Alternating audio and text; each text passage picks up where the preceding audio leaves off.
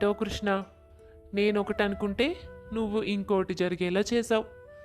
నీకు తమ్ముడికి ఒకే ఇంటి నుంచి వచ్చే పిల్లల్ని తీసుకొచ్చి పెళ్లి చేయాలని ఆశపడ్డాను. అప్పుడే తోటి కోడళ్ళిద్దరూ గొడవ పడకుండా కలిసిమెలిసి ఉంటారు అనుకున్నాను.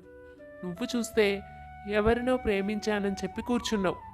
వేర్వేరు ఇళ్ల నుంచి వచ్చిన ఆడపిల్లలు అంత తేలిగ్గా కలిసిమెలిసి ఉండడం కష్టం. వారి మధ్య గొడవలు వస్తూ ఉంటాయి. ఇంట్లో నిరంతరం సంగ్రామంలా ఉంటుంది. ఆ పరిస్థితి రాకూడదనే అక్క చెల్లెళ్ళనే కోడళ్ళగా చేసుకోవాలి అనుకున్నాను. నా ఆశల మీద నీళ్లు చల్లుతూ నువ్వేమో ఇలా చేసావు. కాదనలేక ఒప్పుకోవాల్సి వచ్చింది. వాళ్ళు మన ఆస్తికి అంతస్తుకు తూగకపోయినా కేవలం నువ్వు ఇష్టపడ్డావనే నేను ఈ సంబంధానికి పెళ్లి చూపులకి వస్తున్నాను. అయినా నాకు ఆస్తిపాస్తులు ముఖ్యం కాదనుకో.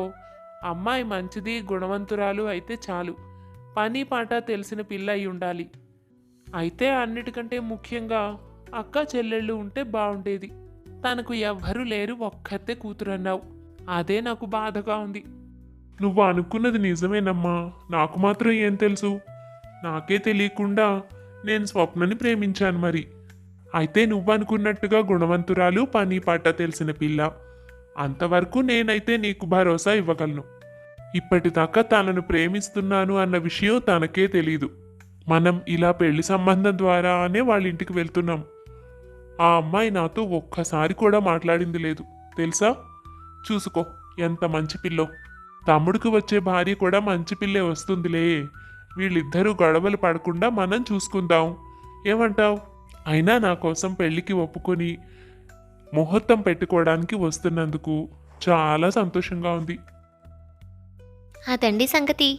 కృష్ణ కోసం స్వప్నను చూడటానికి వాళ్ళ కుటుంబం బయలుదేరి వస్తోంది. ఇక్కడ గోవిందయ్య కూతురి పెళ్లి చూపుల కోసం హడావిడిగా పనులన్నీ చేసుకుంటున్నాడు. గాయత్రి, పెళ్లి వాళ్ళు వచ్చే సమయం అవుతోంది. అన్నీ సిద్ధంగా ఉన్నాయా లేదా? ఇప్పటికే వాళ్ళు బయలుదేరామని కబురు పంపారు.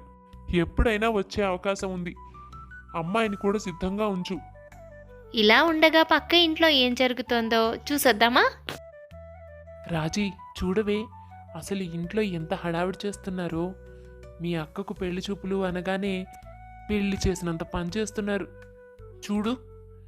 అయినా వచ్చింది గొప్పింటి సంబంధం కదా, అందుకే కాళ్ళు భూమి మీద ఆగడం లేదు అసలు. ఇంత జరుగుతుంటే నాకు మాత్రం పొద్దున్నొచ్చి చెప్తుందా మీ పెద్దమ్మ? వాళ్లకు ఎప్పుడో తెలిసే ఉంటుంది. వాళ్ళ మాటల్ని బట్టి సంబంధం చాలా వరకు ఖాయమని తెలుస్తోంది. ఖాయం దాకా వచ్చింది అంటే ఎప్పటి నుంచి మాట్లాడుకుంటూ ఉండుండొచ్చు. అయినా నాకు చెప్పకుండా ఇప్పటిదాకా నాంచి ఉంచారన్నమాట.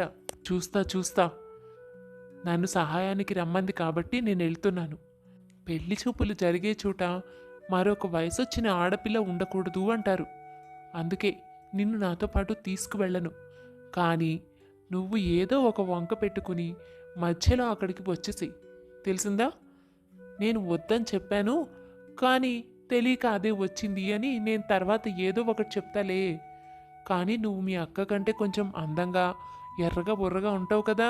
ఎవరికి తెలుసు, వాళ్ళకి నువ్వే నచ్చొచ్చేమో. ఎవరి తలరాత ఎలా రాసి పెట్టిందో. అయినా దాని మొహానికి అంత గొప్పింటి సంబంధం అవసరమే ఉందని. సరే సరే, వేళవుతోంది, నేను వెళ్తున్నాను. ఈమె పేరు వనజ, గాయత్రి తోటికోడలు. అయితే గాయత్రికి వనజకి చాలా తేడా ఉంది. గాయత్రి నిదానస్తురాలైతే వనజ తొందరపాటు స్వభావం కలది. వారికి తగ్గట్టే గాయత్రి కూతురు స్వప్న నిదానస్తురాలైతే వనజ కూతురు రాజీ మొండిది. ఇక పెళ్లి చూపుల్లో ఏం జరుగుతుందో చూద్దాం. కాసేపటికి కృష్ణ తల్లిదండ్రులతో సహా అక్కడికి చేరుకున్నాడు. కృష్ణ తమ్ముడు పని మీద పట్నం వెళ్లడంతో అక్కడకు రాలేదు. గోవిందయ్య వారందరినీ ఆహ్వానించి గాయత్రితో స్వప్నను తీసుకొని రమ్మని చెప్తాడు. స్వప్న అందరికీ కాఫీలు తీసుకుని బయటకు వస్తుంది. కృష్ణ తల్లిదండ్రులిద్దరికీ స్వప్న బాగా నచ్చుతుంది. అమ్మాయి మా అందరికీ బాగా నచ్చిందండి. ఇక్కడి దాకా వచ్చాం కాబట్టి ఒక్క మాట చెప్పక తప్పడం లేదు. మా అబ్బాయి మీ అమ్మాయిని ముందు నుంచే ప్రేమిస్తున్నాడు. తనకు ఆ విషయం ఇప్పటిదాకా చెప్పలేదంట. తిన్నగా మా దగ్గరికే వచ్చి విషయం అంతా చెప్పి పెళ్లి సంబంధం కుదర్చమని అడిగాడు. దాంతో మేము కూడా పంతులు గారిని అడిగి ఇలా సంబంధం మాట్లాడడానికి వచ్చాం. దీని ద్వారా మా అబ్బాయి ఎంత బుద్ధిమంతుడో మీకు బాగా అర్థమై ఉంటుంది. చెప్పాలంటే ఆస్తిలోనూ అంతస్తులోనూ మీకు మాకు పోలికే లేదు. కానీ నేను కానీ మా వారు కానీ ఆస్తి అంతస్తులు పట్టించుకునే వాళ్ళం కాదు. మాకు ఎంత ఉందో అది రేపు మా పిల్లలకేగా, మా పిల్లలతో పాటు వారి జీవితాల్లోకి వచ్చే వాళ్ళ భార్యలది. అందుకే మీ స్థితిగతుల్ని చూశాక మీరు పెళ్లి ఘనంగా చేస్తే చాలు. అంతకుమించి మేం కూడా ఏం ఆశించడం లేదు. అమ్మాయి మాకు నచ్చిందనుకోండి, అది సమస్య కాదు. అయితే నేను మొదటి నుంచి మా అబ్బాయిలిద్దరికీ అక్క చెల్లెళ్ళనిచ్చి పెళ్లి చేయాలని అనుకున్నాను. మీకు తెలియందేముంది, ఇంటికి వచ్చే కోడళ్ళు సవ్యంగా ఉంటేనే ఇల్లు స్థిరంగా నడుస్తుంది. ఇద్దరూ ఒకే ఇంటి నుంచి వచ్చిన వాళ్ళైతే కలిసిమెలిసి పొరపచ్చాలు లేకుండా ఉంటారు అన్నది నా ఆశ. సరే, మా అబ్బాయి ఎలాగూ అది జరగనివ్వలేదు. ఆ ఒక్క బాధ తప్ప మీ సంబంధానికి మాకు ఎటువంటి అభ్యంతరమూ లేదండి. అలా మాట్లాడుతూ ఉండగానే వనజ ముందుగా చెప్పిన దాని ప్రకారం రాజీ అక్కడకు వచ్చింది. పెద్దమ్మని ఏదో అడగడానికి వచ్చినట్లుగా హడావిడిగా వచ్చి మాట్లాడుతోంది రాజీ. చూడడానికి చక్కగా అందంగా ఉన్న రాజీని చూడగానే వెంటనే గాయత్రితో, ఎవరండి ఈ అమ్మాయి? మీకు ఒక్కతే కూతురు అని చెప్పారు. తను చూస్తే వచ్చి మీతో అంత చనువుగా మాట్లాడుతోంది. ఈ అమ్మాయి ఎవరు? దీని పేరు రాజీ. ఇది మా తోటికోడలి కూతురు. వాళ్ళు మా పక్కింట్లోనే ఉంటారులేండి. మా తోటికోడలు వనజ కూడా ఇక్కడే ఉంది. సాయంగా రమ్మన్నాము. రాజీని చూసిన సావిత్రికి ఒక ఆలోచన వచ్చింది. తను ఎలాగూ ఒకే కుటుంబంలో ఇద్దరు ఆడపిల్లలకు ఇద్దామని అనుకుంది. తోటికూడళ్ళంటే ఇద్దరూ ఒక కుటుంబానికి చెందిన వాళ్లే కదా. వీళ్ళిద్దరూ కూడా పక్కపక్క ఇళ్లల్లో ఉంటున్నారు కాబట్టి ఎప్పుడూ కలిసిమెలిసి పెరిగి ఉంటారు. ఈ పిల్ల కూడా చూడ్డానికి అందంగా ఉంది. ఈ పిల్లనే తీసుకువచ్చి చిన్నబ్బాయికి కుదిరిస్తే నా సమస్య కూడా తీరినట్టే. అమ్మాయి కూడా చూడ్డానికి బాగుంది. గొడవ లేకుండా ఇంట్లో ఇద్దరు కలిసిమెలిసి ఉంటారు. మీరేమీ అనుకోనంటే, అభ్యంతరం లేకపోతే నేను ఒక విషయం అడుగుతాను. నేను ఎలాగూ నా పిల్లలిద్దరికీ ఒకే కుటుంబంలో ఆడపిల్లలకు ఇద్దామని ఆశపడ్డాను. సరే, మా కృష్ణ మీ అమ్మాయిని ప్రేమించాడు కనుక కాదనలేక ఇలా వచ్చామనుకోండి. కానీ ఇప్పటికీ ఒకే కుటుంబంలో ఆడపిల్లలైన మీ తోటికోడలి కూతురుతో మా చిన్నబ్బాయి వివాహం కుదుర్చుకుంటే నేను అనుకున్నది సాధ్యమవుతుంది.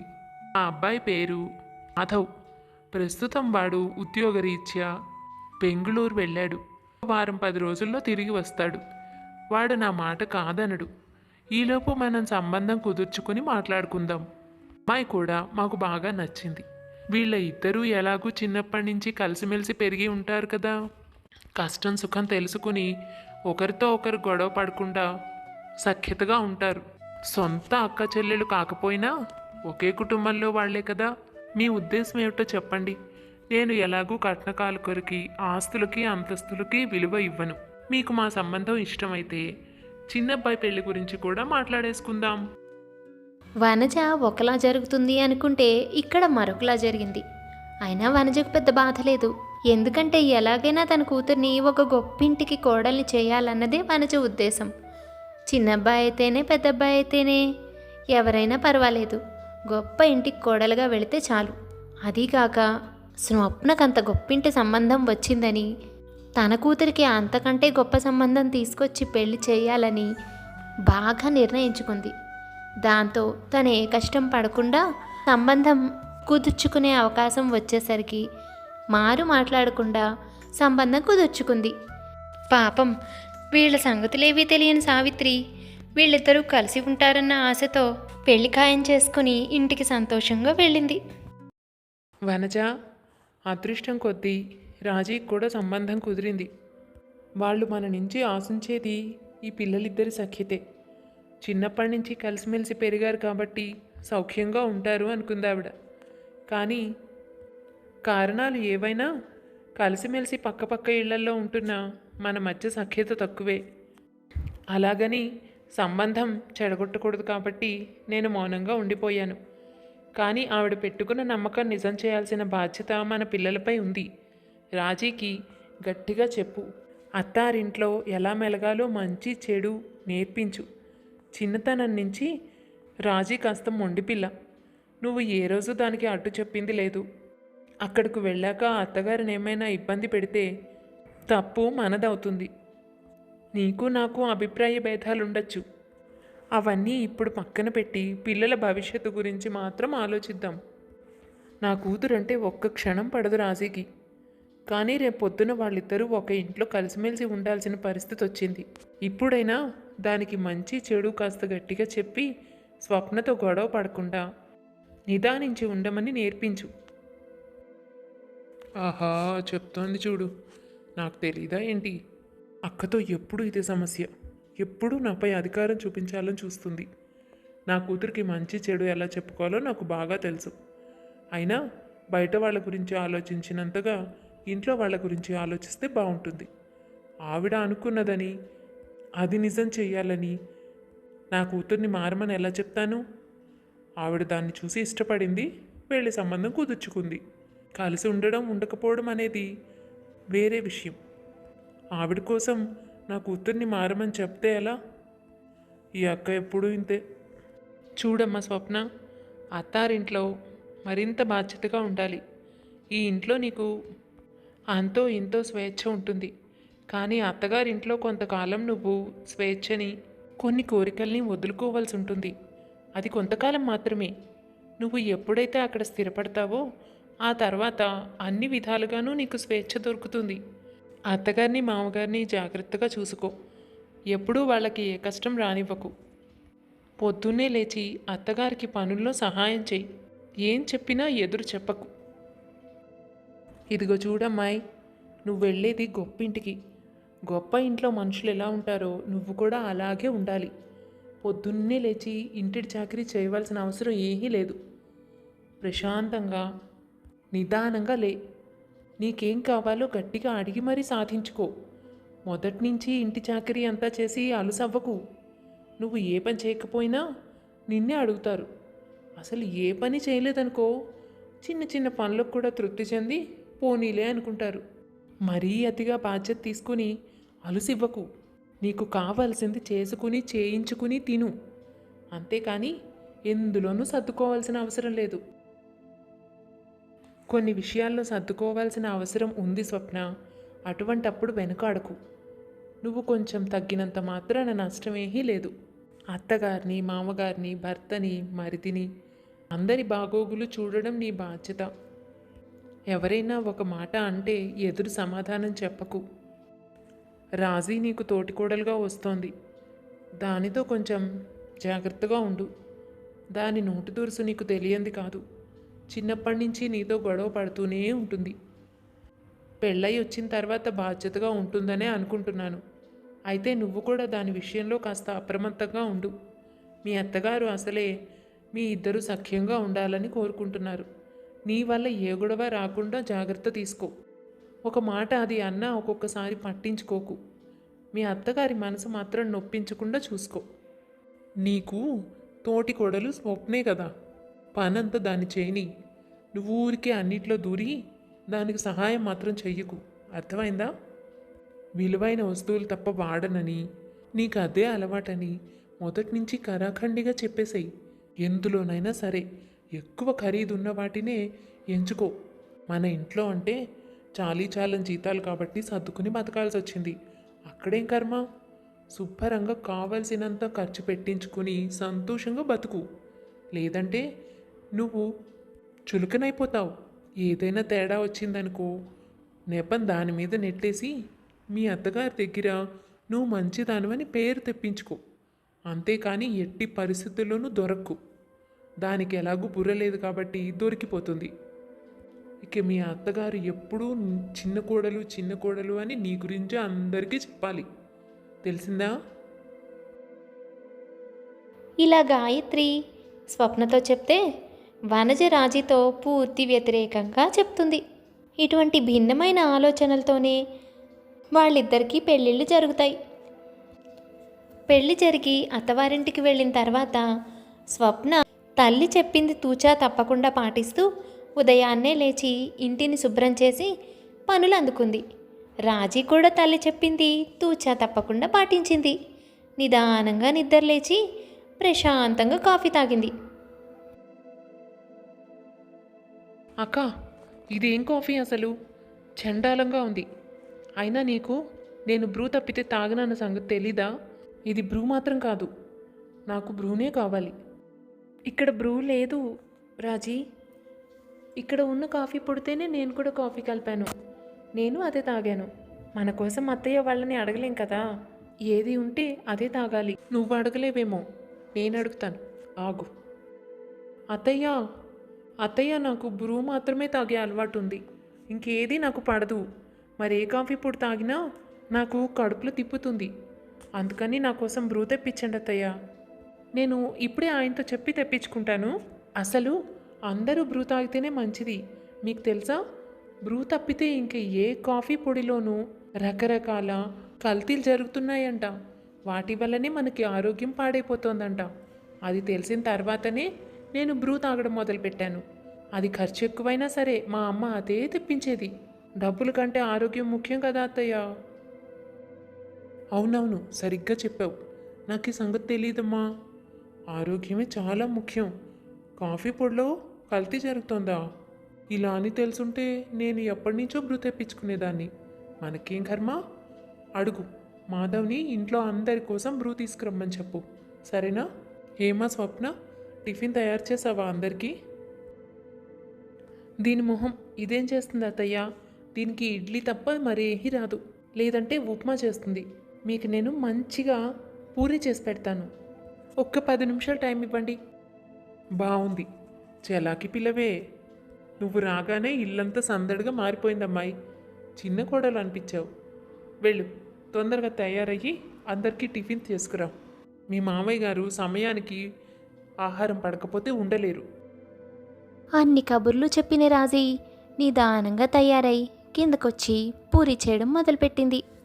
అసలు పెద్దగా ఎప్పుడూ వంటగది మొహం చూడని రాజీకి పూరీలో కూర ఎలా చేయాలో, పూరి ఎలా వత్తాలో కూడా తెలీదు. తప్పక స్వప్నను మచ్చిక చేసుకుని స్వప్న సహాయం తీసుకుంది. వంట చేయడం అలవాట్లేదేమో, కూరలో ఉప్పెక్కు వేసింది. ఆ సంగతి తెలియక అందరికీ వడ్డించింది. తిన్నవాళ్ళందరూ ఆ ఉప్పు కషం తినలేక, ఏంటమ్మాయి, చాలా బాగా రుచిగా వండి పెడతానని చెప్పి ఇంత లేటు చేసి పైగా ఇంత ఉప్పు కషం తీసుకొచ్చి పెట్టావు. ఇంత ఉప్పుగా ఉంటే ఎలా తింటాను చెప్పు? నీకు ఇలా తినడం అలవాటా ఏంటి కొంప తీసి? కూరలో సాల్ట్ మొత్తం పోసేసినట్టున్నావు. అయ్యో, ఉప్పు ఎక్కువైందా అత్తయ్య? నాకు తెలీదు. నేను పూరీలు ఒత్తుతూ ఉంటే కూరలో సాల్ట్ అక్కని వేయమని చెప్పాను. తనే ఎక్కువ వేసిందన్నమాట. ఏంటక్క నువ్వు? నీకు వంట రాదని నాకు తెలుసులే, కానీ మరీ ఉప్పు వేయడం కూడా తెలీదా? నేనే కష్టపడి అందరికీ పూరీలు చేసి అన్నీ చేశాను. కాస్త ఉప్పే కదా వేయమన్నాను. అసలు నిన్ను నమ్మి పని అప్పచెప్పడం నా తప్పు.